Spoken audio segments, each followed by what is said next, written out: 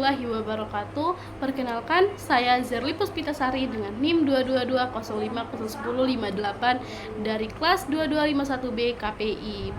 Video ini saya buat untuk memenuhi tugas UTS dari mata kuliah Perencanaan Komunikasi dengan dosen pengampu Ibu Dr. Pipi Hasmawati MSI.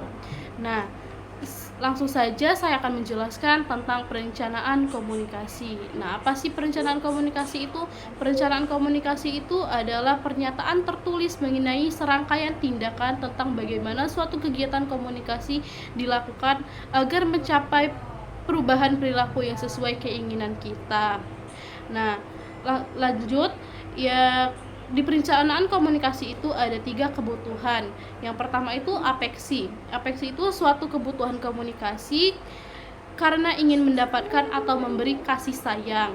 Yang kedua itu implasi. Nah, menjadi bagian dari orang dalam sekelompok sosial tertentu, seperti komunikator ingin menjadi komunikan, begitupun sebaliknya komunikan ingin menjadi komunikator.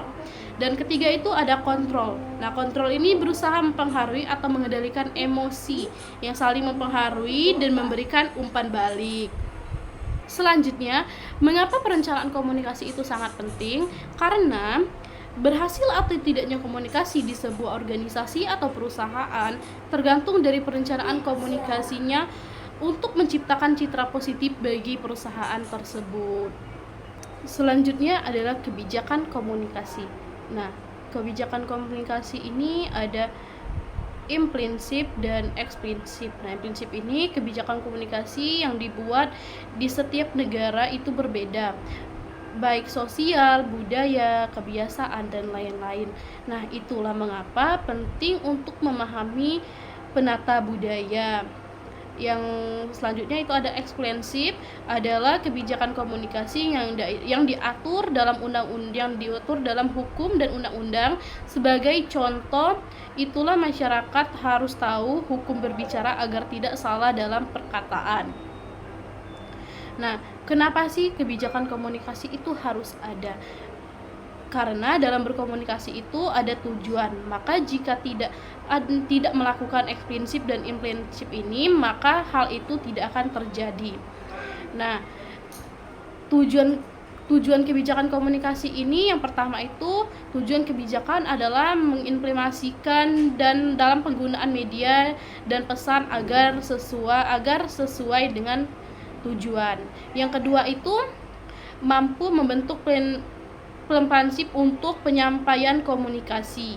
Dan ketiga itu agar pesan tersebut bisa tersampai secara teratur dan turun-menurun.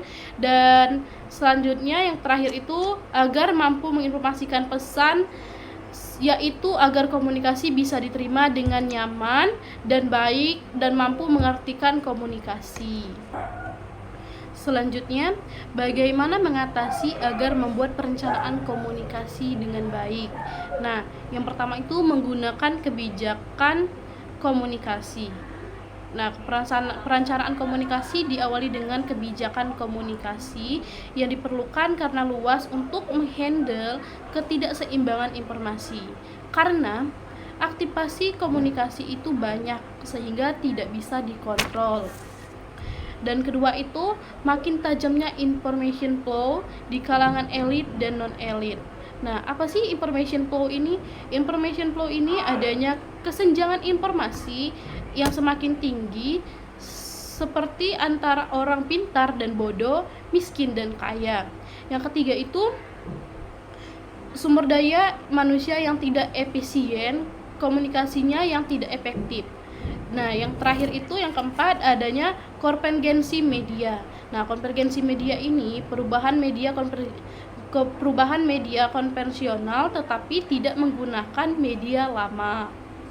Selanjutnya itu adalah tipe-tipe perencanaan komunikasi.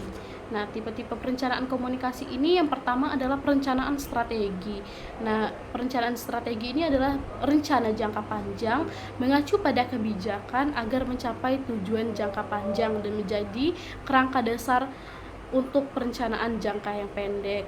Dan perencanaan strategi juga menjadi alat untuk pengelolaan rencana. Dan kedua itu perencanaan operasional.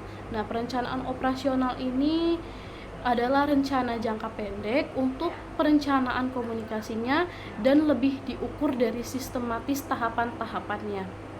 Tujuannya itu agar strategi komunikasi rencana atau perencanaan ini lebih mudah teratur, lebih mudah diatur secara sistematis. Nah, perencanaan jangka panjang bisa sangat penting karena berisi tahap-tahap yang harus dilakukan oleh operasional. Nah, ada dua teori pendekatan perencanaan komunikasi. Yang pertama itu pendekatan menyeluruh.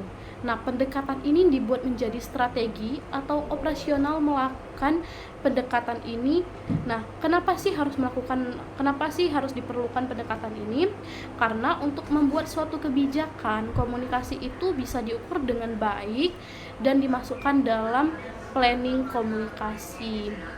Yang kedua itu pendekatan perencanaan terpilih. Melihat subsistem unsur-unsur yang diprioritaskan dalam strategi planning. Nah, kenapa sih timbulnya perencanaan komunikasi itu?